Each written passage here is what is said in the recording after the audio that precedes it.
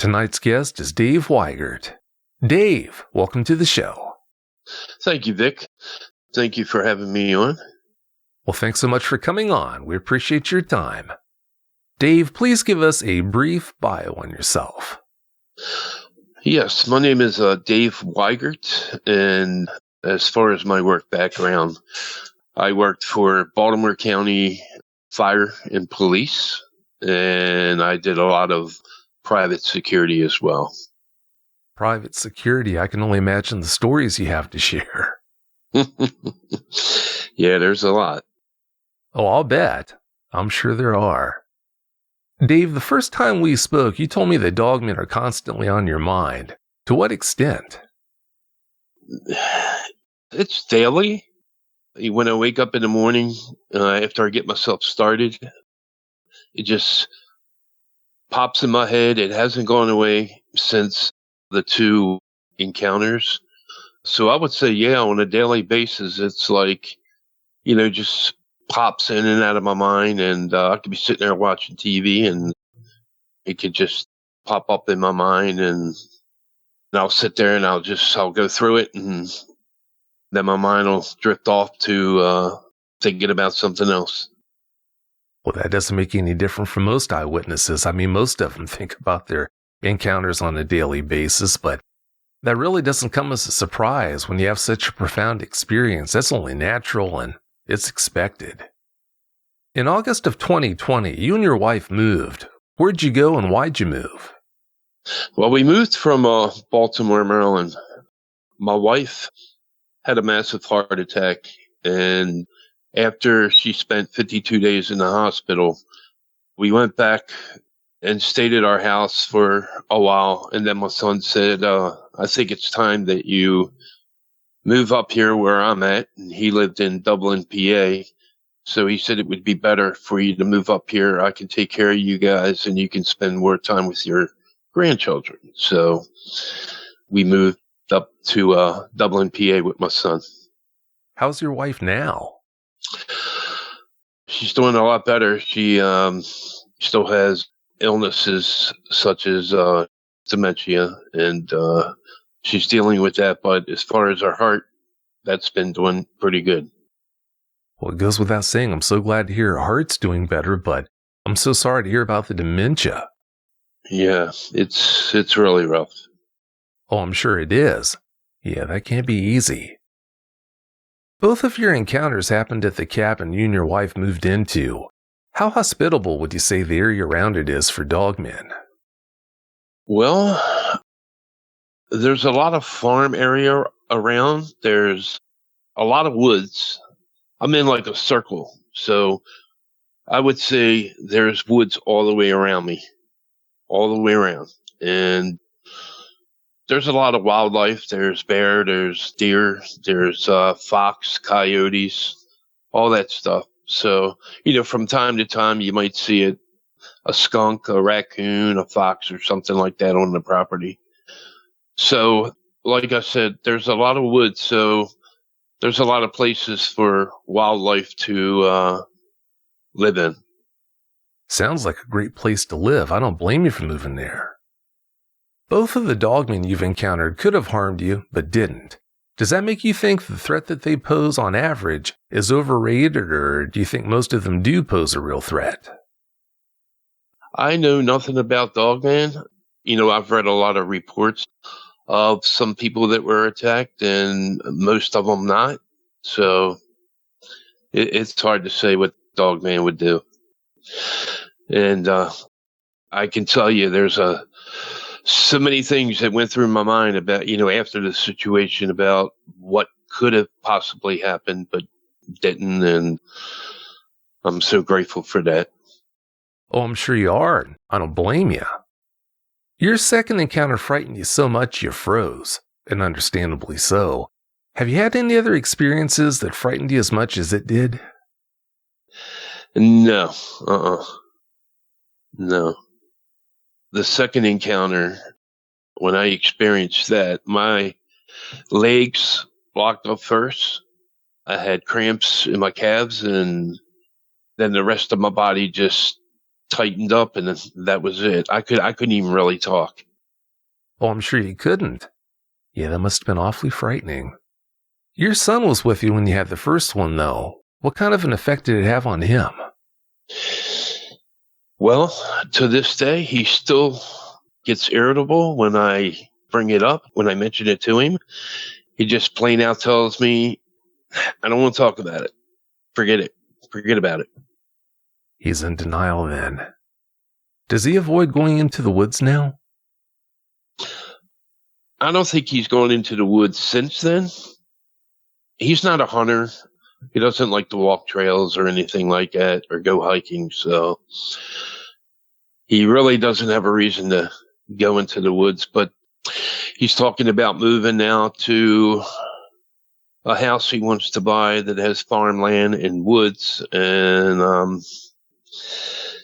I'm going to try to touch bases with him on that, but I don't know how that's going to go. Hard to say how that's going to pan out. How about you? Have your encounters removed any love that you have for being out in the woods, or do you still like spending time out there? I'm okay with it. I've always told people I'm a man, and I fear no man. I fear nothing. I put my pants on the same way as another man, but when it comes to something like Dogman or something like that, it's hard to say until the time if you encounter something like that, like I did. You can say, oh, I wouldn't be scared of it, but I was terrified. I wasn't scared. I was terrified. That's a good point. It's all too easy to have this idea of how you'd handle a Dogman encounter if you had one, but everyone has a plan until they have a Dogman encounter. You shared your encounters with one of your neighbors, from what I understand. How do you respond? I'm going to say I was laughed at a little bit. Oh. Right, because he had mentioned to me, he's like, what are you smoking? I'm like, I'm not smoking anything. I don't smoke. He says, the only thing I see around here is wildlife. That's it. And he said, that's not very often, just from time to time. It's too bad you responded that way, but as I'm sure you know, most people, when you approach them with an experience like that, that's what you're going to get. So, it's a shame, but that's how it normally goes. If you've had a Dogman encounter and would like to speak with me about it, whether in private or on the show, please go to dogmanencounters.com and submit a report. If you've had a Bigfoot sighting and would like to be a guest on one of my 2 Bigfoot shows, please go to mybigfootsighting.com and let me know. All right, Dave, please tell us about your encounters now. Give us every last detail that comes to mind. Okay, in August of 2020, my son and I had a conversation about moving up to the PA area. So my wife and I, we gathered our stuff and we moved to the PA area, and we went to live with our son and his family for about 2 weeks. And then we started looking around, and I came across the cabin, and I went and looked at it, and I told my son, I said, I like it, and I think it would be good for us. It would work out fine. So we got the cabin, got the keys to it. On August 7th of 2020, my son came to me and said, look, I'm not ready to kick you out yet. He said, but let's start moving some things into the cabin so that we can, start getting it ready for you. And then we'll go shopping and we'll get some more stuff, and then we'll take that over to the cabin. So on August 7th, it was around evening time, almost nighttime. When we arrived, we pulled into the driveway. It was dark out. And I noticed something. I said to my son, I said, man, it's really dark out here. I said, the only light we have is coming from up the street, across the street from a house next to a farm, and the little bit of moonlight. He says, yeah. He says, you might want to get some more lights. I said, yeah. So we get out of the vehicle and we go in and we unlock the cabin, and we come back to the SUV, and we're at the rear of it, and pulled the dolly out, set it on the ground. And we both reached back inside to get boxes. And as we were coming around from out of the back of the SUV, we sat the boxes down on the ground at the same time, and then our head came up. And what I had saw was a black-looking creature dog crawling on all fours like the military does when they're going underneath of wires or whatever they have to crawl under. And we look at each other and he goes, "What the?" And we turned back to look at it, and it was spinning around. As it spun around, it took off. And all we saw was it run for a couple feet, and then it just gone into the nighttime because, like I said, it was very, very dark out there. So we got the boxes. We got them into the cabin. He had mentioned before we got there that he wanted to do a total of 3 loads. So we got the first load into the cabin. And as we're driving back to his house, I started talking about what we had saw. And he was like, "Do me a favor. When we get to the house, don't say nothing around the kids and don't say nothing around my girlfriend." I said, "Okay." I said, "Well, what do you think you saw?" He said, "Just don't worry about it. Leave it alone." I'm like, "Okay." So I didn't bother him. So we got back to the house and he sat down and he just kept sitting there. And he's watching TV. And I said, "We going to go back to the cabin and take the other 2 loads?" He says, "No, we'll do it tomorrow." I said, "Okay." So I went up and got ready for bed. And I went to bed that night and got up the next day. And I tried to talk to him about it some more. And he got upset and just told me, "Drop it. Leave it alone." And I'm like, "Okay." So me and my wife finally moved into the cabin and we're now settled. And 7 months later, on March 1st of 2021, I'm sitting in the house and I could hear the wind kicking up. So I turned the news on and I'm watching the weather, and they're calling for 40 to 50 mile an hour winds. You could hear chimes moving around. You can hear people's belongings sliding, such as boxes and whatever people had under their carport and outdoor. So I told my wife, I said, "Well, I said, tomorrow's trash. I got to put recycling. I got to put the trash out." And she said, "Well, why don't you wait until morning?" I said, "No, I'm going to do it now and get it over with." So I took the 2 trash cans down to the end of the driveway. I sat them there. And I come back in and we watched some TV and it started getting late. So around 11 o'clock, she says, "I'm going to go to bed. I'm tired." I said, "Okay." So I stayed up and I watched some more TV. And then I said, "I'm going to get on the computer." So I got on the computer and I'm listening to, music from YouTube and looking at YouTube videos and, just browsing and looking at different things. So I took my headphones off, went to the bathroom. I come back. I got me a drink. I sat back down. I put the headphones on for a little bit more, listening to some more music. And I looked at the clock and I'm like, "Oh my Lord, it's 3 o'clock in the morning. I better get ready for bed." So I took the headphones off. And just as I took the headphones off, I heard a loud bang, boom. I'm like, "Oh Lord, please tell me it wasn't the trash can," because I was worried about the lid, if it blew over, the lid flipping up and the stuff coming out and being on the street. So I got my headlamp that I had bought for when I go outside at night.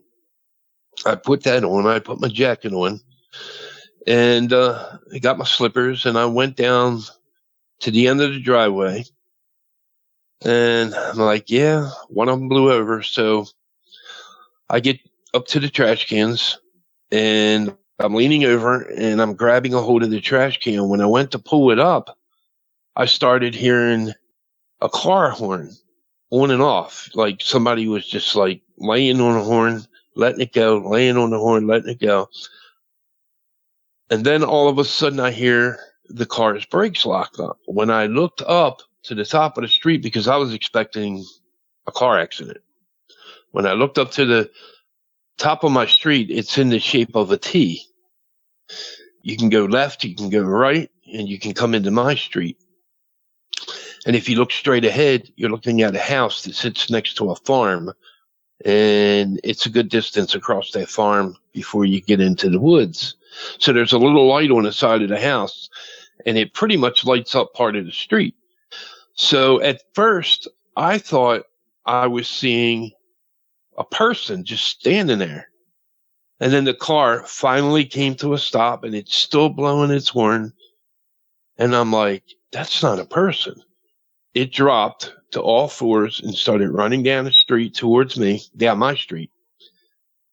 And as soon as it got to about 12 to 15 feet from me, it stood up on its hind legs, its front paws, started boxing like a horse would if it got on its hind legs. Its two legs would look like it's kind of boxing.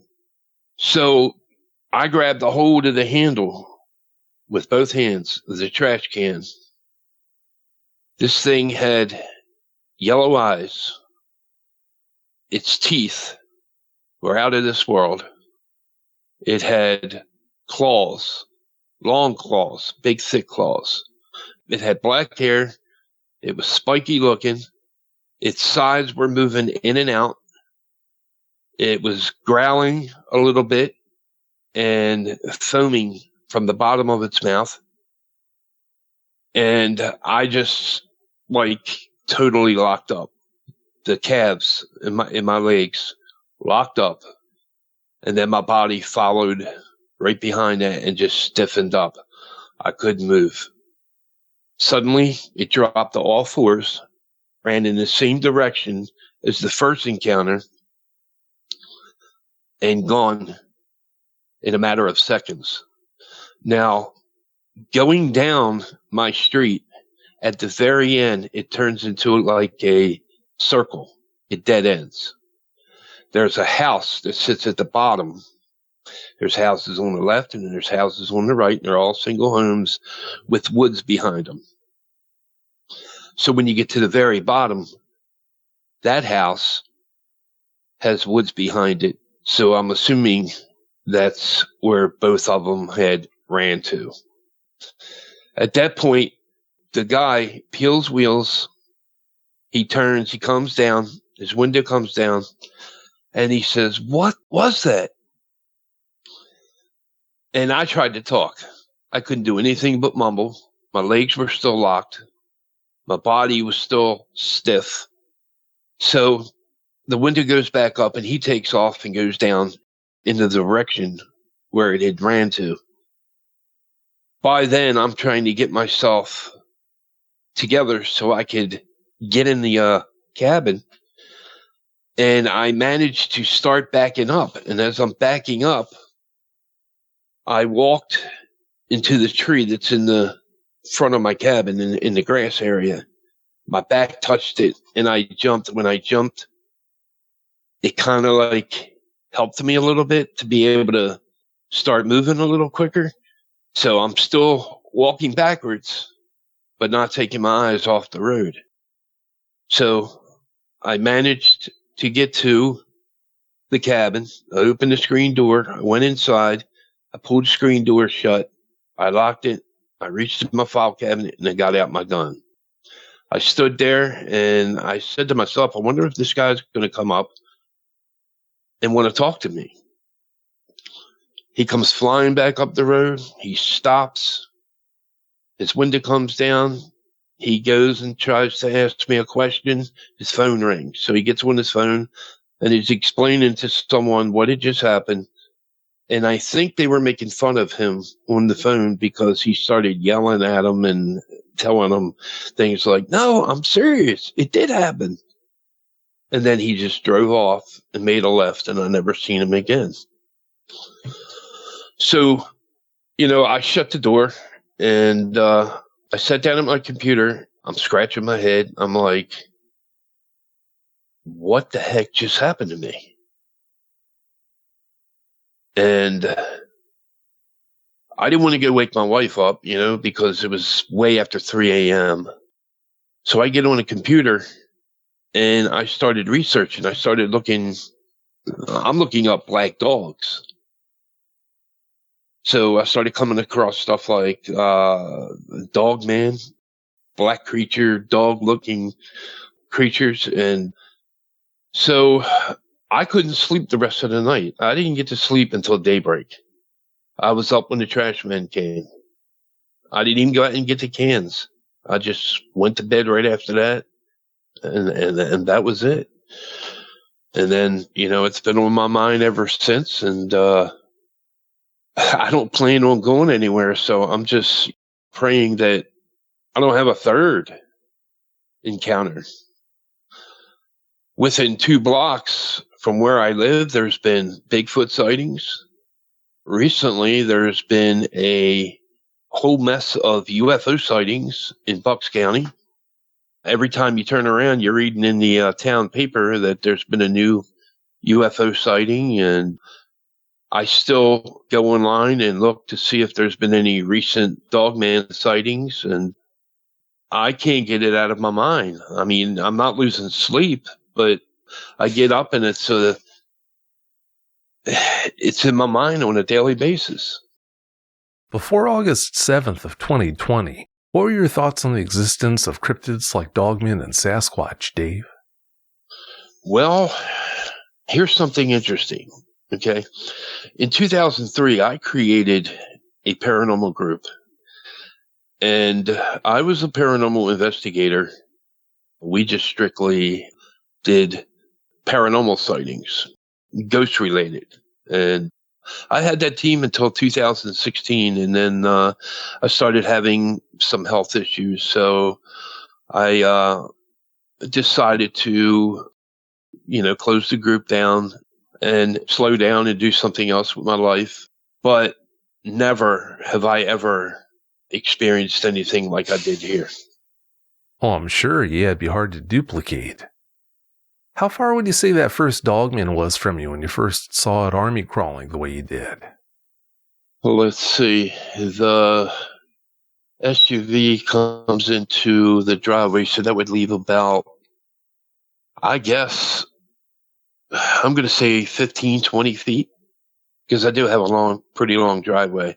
The driveway goes up underneath the carport, but we weren't pulled completely up to the carport because we wanted to allow us some room in case we wanted to leave some boxes in the carport until we got, enough room in there and got situated after putting boxes away. But yeah, I would say no more than 15, 20 feet. Ooh, that's close. Yeah, way too close for comfort. Was it behind you or in front of you? It was behind us. Our backs were to it. And as we reached into the SUV to grab boxes, we swung around. And then we were looking forward as we were setting the boxes down. And like I said, when we noticed it, both of us at the same time, our head came up. And then we stood in an upright position and was like, what the heck was that? Oh, I'm sure you said something worse than that, but there are kids listening. Did. Yeah. Yeah, I'll bet. Was it crawling perpendicular to you two or somewhat towards you? I don't think it was crawling towards us because it was still over. It was over the line. And when I say the line, that's where the driveway divides driveway into the street. So it was still in the street. It was over the driveway line. And it didn't look like it was turning left, which it would have had to if it was coming into the driveway. It just looked like it was trying to get by unnoticed. But we just happened to be, I guess it saw us, and we just happened to turn around at the wrong time, and we startled it, and it just, like I said, it spun around, gone. And, the first time I couldn't even get an accurate description, no eye color or anything. I mean, We noticed it was dog-like looking, but very strange. You didn't give too many details about how it looked. You said it was canine looking, but did you get enough of a look at it to be able to give us any more details about its appearance? The first one, no, but the second one, I didn't take my eyes off of it. The first one, it happened even quicker, and it was gone faster than the second one. So there was no room to be able to get a description the first time because it happened so fast. Well, that's not your fault. You're just doing the best you could to process that traumatic experience, so no one could fault you for that. I'm a little cloudy on this, though. Where it was, pretty close to where your driveway touched the street. Was it fairly dark right there, or was there enough light for you to be able to tell if it was ever looking at you, or do you know? Well, right there where we saw it was just a little bit of light from the moon. If it's a full moon out there, you can see a lot better. If it's cloudy out, you're not going to see that well unless you have a flashlight. And like I said, the house at the top where the T is, the shape of the street, has a light on the side of the house that only illuminates the street up there. So it just, it's like a certain area up at the top. But from the moonlight, you can see on my street at times, depending on the clouds. Sounds like it was pretty dark over there then. Could you make out enough detail to get a feel for how big it was? I would say at least 4 feet long. The size of maybe I'm not good with dog names. Bigger than a lab, a full-grown lab. But it wasn't, the first one was not heavy and thick like the second one. It was a lot smaller. Yeah, it must have been a young one then. Did you ever notice a tail on it? No. Like I said, it happened so quick and gone in a flash. At first, when I saw it, well, we both saw it at the same time, but my opinion was I thought it was a coyote that was either ugly or sick. Because I was sure it wasn't a neighbor's dog. It wasn't a pet dog. Sure would have been nice if it was just a coyote. If you'd like to be able to listen to the show without ads and have full access to bonus content, that's an option. To find out how, please go to dogmanencounters.com/podcast. On March 1st of 2021, when you had that second encounter, you said that the loud bang you heard was why you went outside. Looking back, do you think the Dogman had knocked that trash can over and that's what actually made the bang, or do you still think it was just the wind? Well, I think it was the wind. And when I took the headphones off, I could hear the wind whipping, and then it was just a boom. And I thought to myself, well, it's either my neighbor's trash can or it's one of mine. So when I opened the door to look out, even with the flashlight on my head, the headlamp, still couldn't be able to tell because from the front door, let's see, that's about, I would say 30 feet to the trash can. Well, like I tell people, everything that goes bump in the night isn't a Dogman, so I'll bet you're right. I'll bet it was just the wind blowing that can over, and that's all there was to it. Yeah, because when I first walked out the front door, and I made sure that I shut my screen door because I didn't want the wind to get a hold of that and rip it off. As I was walking across the grass, I hadn't yet heard the car horn. From my side vision, I didn't see anything up at the top of the street where that little bit of light lights up the street. Just as I got to the trash can and leaned over to start pulling it up, that's when I heard somebody laying on the horn, and then the brakes started locking up. That's what made me look up to the top of the street. When I looked up to the top of the street, it was standing on 2 legs, but I wasn't sure I wasn't clear what it was. I mean, at first, my first instinct was, is that a person just standing in the street?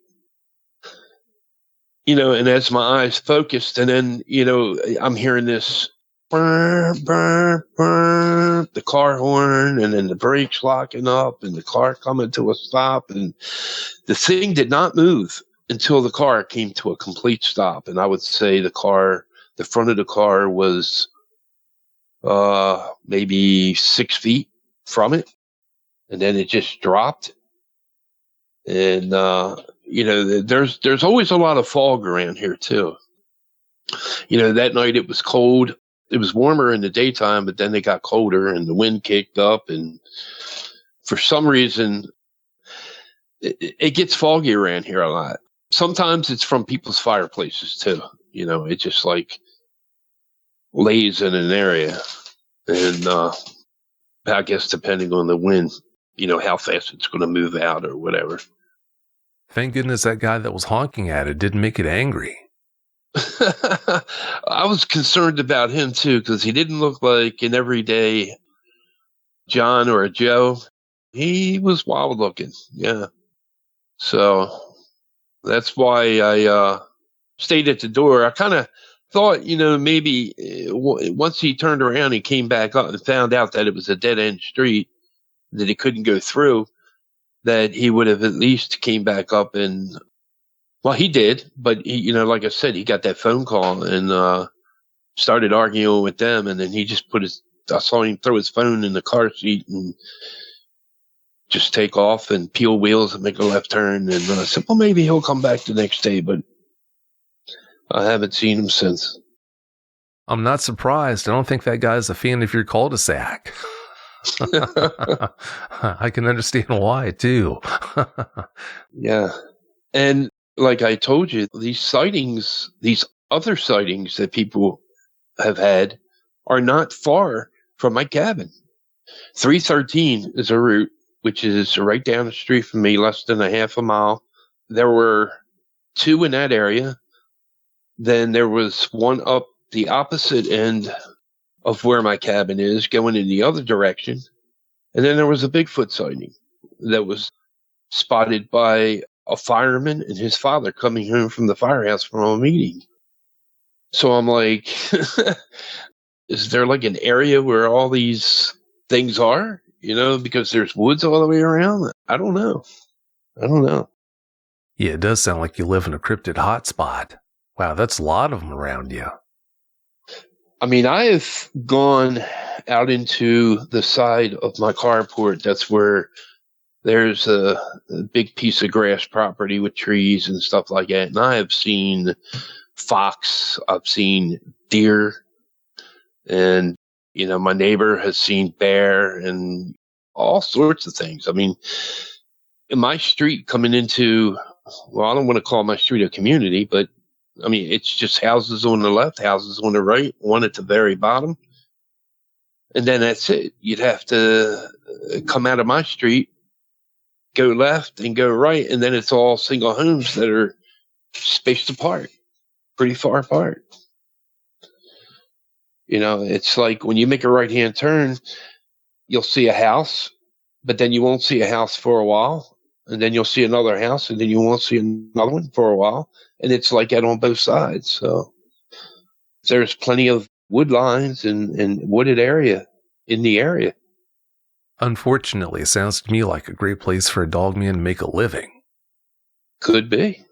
Well, I tell you, I pray every day that I have to go through this again. I don't want to see another one.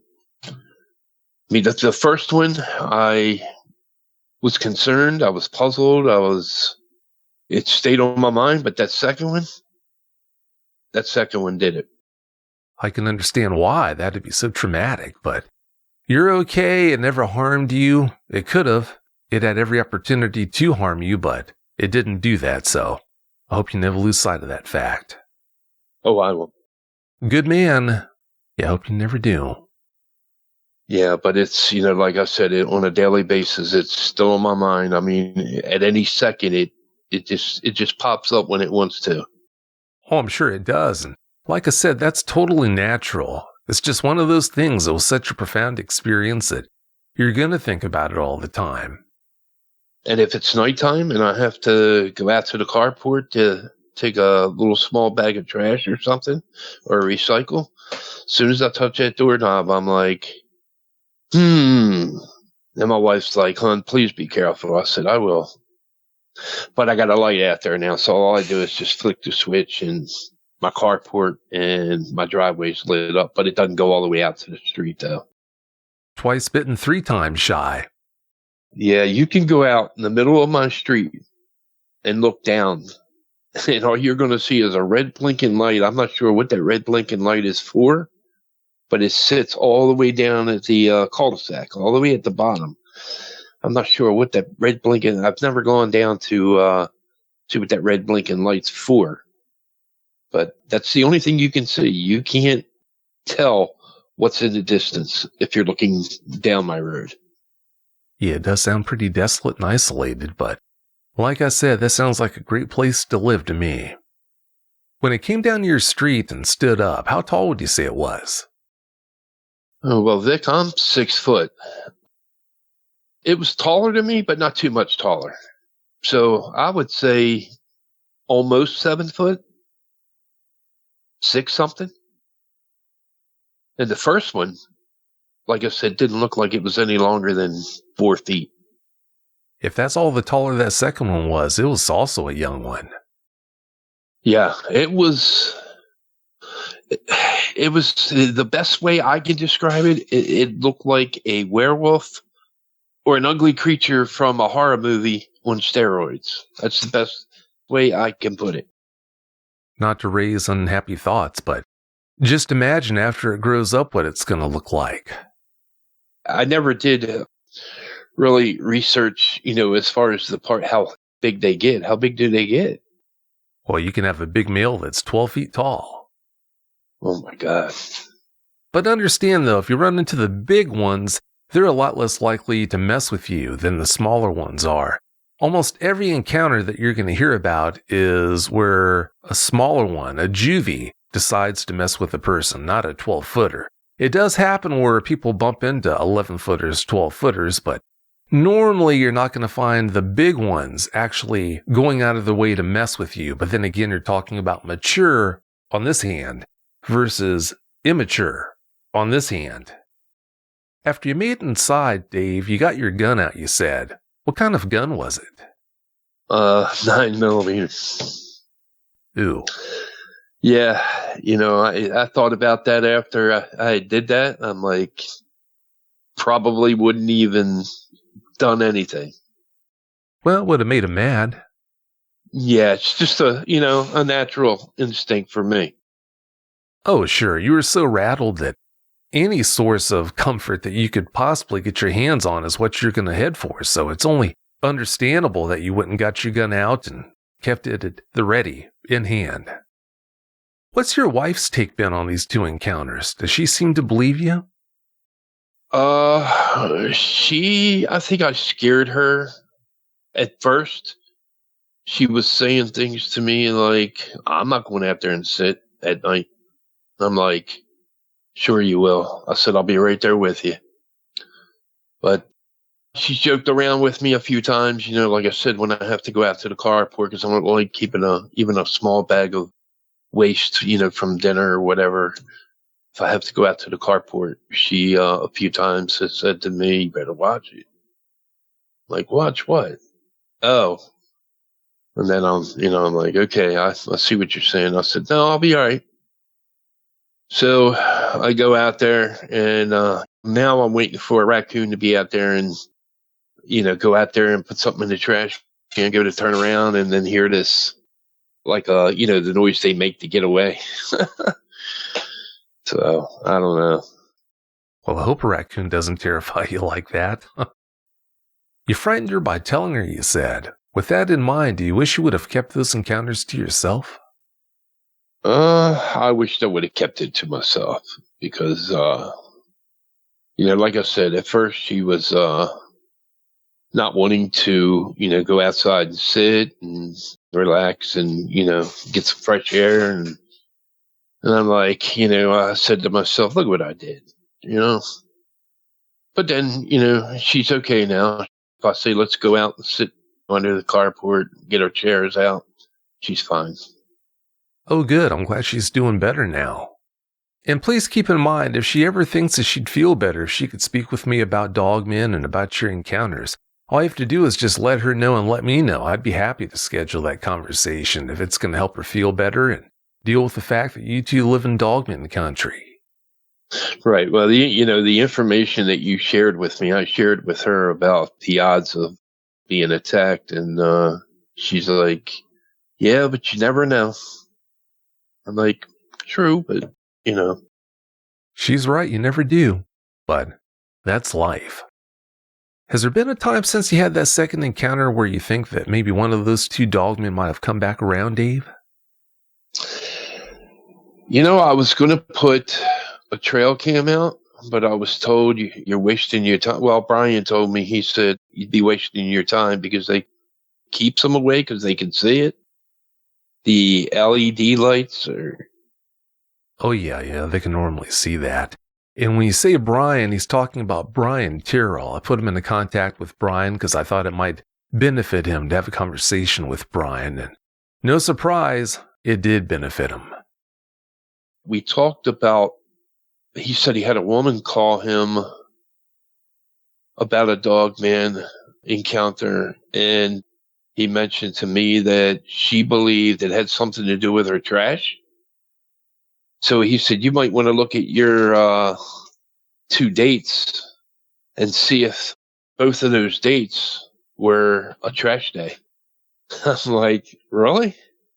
Okay. I said, I'll look at the 2 dates and compare them and see what I get. That was a good idea because, they do go through trash.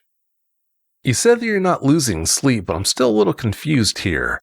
Where are you at with all this present day, Dave? Are you having any problems dealing with those two experiences, or when you think about it, are you just reflecting? I don't think it's bothering me where it's causing me to lose sleep. Regardless, I lose sleep because of diabetes with neuropathy, but I could lay there and I notice some nights I'll lay there and think about a number of things, and then all of a sudden, Dogman, the encounter, pops up in my mind, and I'll start thinking about it for, I don't know, 10, 15 minutes. And if I can't sleep, I'll get up. But no, I'm not losing sleep. I'm pretty much okay being able to fall asleep. But like I said, there's times where I can't sleep because of neuropathy. Well, it goes without saying, I'm so glad to hear that the Dogman encounters aren't what's keeping you up. I hate to hear about the neuropathy, though, and the fact that is, but at least the Dogman encounters aren't traumatizing you so much that you can't function. Thank goodness for that. It's nowhere as near as bad as it was for the second encounter that night when it happened. Like I said, I couldn't sleep the rest of the night. And then, the next few days after that, I was okay being able to fall asleep. But the first 3 or 4 days after the second encounter was constantly on my mind. I just couldn't get it to, like, okay, can you go away for a while? Let me think about something else. Let me do something else. But no, it was there for a good 3 or 4 days, and then it eased up. And like I said, I don't lose sleep over it, and I've been pretty much okay ever since. Well, that's great. Yeah, it sounds like you got over your encounters much quicker than most eyewitnesses get over theirs, so I'm glad you're able to deal with it so well. You have relatives in West Virginia who have had a Dogman encounter of their own. What did they tell you about their experience? Well, my cousin, she got up about 4 o'clock in the morning. She had to go pick her boyfriend up from work. He had worked overnight, and she was going off the property, and she made a left onto the road. And as she was driving, she saw 3 deer And let me say this, it had just gotten daylight when she left. So it was just starting to get daylight. Now, when she made the left, she said she saw 3 deer running towards her, so she had to come to a stop. When the deer saw her stop, 2 ran off one side of the road, 1 ran off the other side, and right behind it was this massive black-looking dog standing on 2 legs. And she said it was about 8-9 feet tall. She said it was humongous.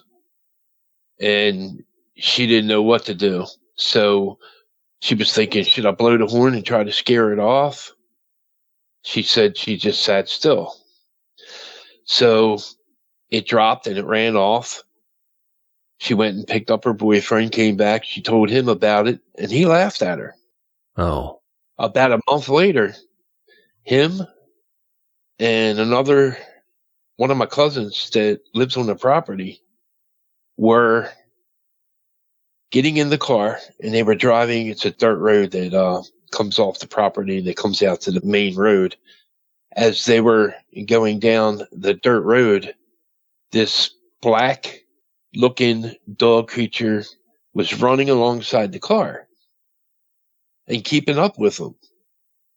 So my cousin said the black dog-looking creature was running next to the car. So he decided to slam on the brakes. And when he did, it kicked up a lot of dirt and dust. And they're like looking left, looking right, looking to see where this thing was. And he said they sat still in the car until the dust kind of settled. And when it settled, the thing was standing on its hind legs about 10 feet away off the side of the road, just staring at him. And then it just took off, dropped all 4s and took off. So when he went back, to his girlfriend, he's like, okay, I got something I have to share with you. He said, I believe you now about your story, but now I got one to tell you. So he told her, and they compared notes, and the one that he saw, he could tell that it wasn't exactly the one she saw because it was a little bit smaller than the one she had seen. And another thing about their property is when my nephew goes out to go hunting or do some work on the land, he has found footprints. He has had things thrown at him. He has heard screams like a woman screaming. And he said he pretty much hears that late at night when he's sitting out on the back deck and up in the hills, because they live in the, right dead smack behind the house is the Appalachian. And it's a hill that goes way up and, starts going up into the mountains. And they've found huge, not Bigfoot prints, but they believe it to be Dogman prints in the dirt area, in the mud. And they've had people look at the prints, and they're like, no, that's too big to be a coyote or. Yeah, coyote prints don't get that big. Dave, I can't thank you enough for coming on and sharing the details of those experiences with us. I really appreciate it. Thank you. Thank you for having me on. It's been an honor. Well, it's been an honor having you on. Thanks again so much for your time, and have a great night.